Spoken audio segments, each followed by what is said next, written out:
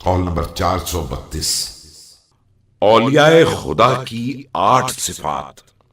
بسم اللہ الرحمن الرحیم۔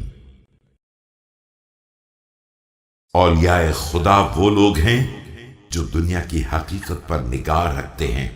جب لوگ صرف اس کے ظاہر کو دیکھتے ہیں اور آخرت کے امور میں مشغول رہتے ہیں، جب لوگ دنیا کی فکر میں لگے رہتے ہیں، نتیجہ یہ ہوتا ہے کہ وہ ان خواہشات کو مردہ بنا دیتے ہیں جن سے یہ خطرہ ہوتا ہے کہ وہ انہیں مار ڈالیں گی، اور اس دولت کو چھوڑ دیتے ہیں جس کے بارے میں یقین ہوتا ہے کہ ایک دن ان کا ساتھ چھوڑ دے گی۔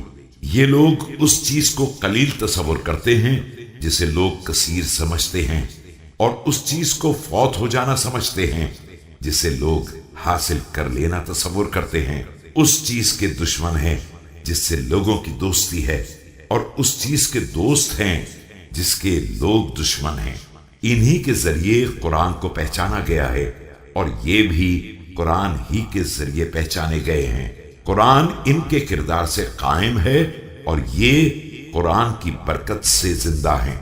یہ جس چیز کے امیدوار ہیں اس سے بالا تر کوئی تمنا نہیں سمجھتے ہیں، اور جس چیز سے خوفزدہ ہیں اس سے زیادہ خوفناک کوئی مصیبت نہیں سمجھتے ہیں۔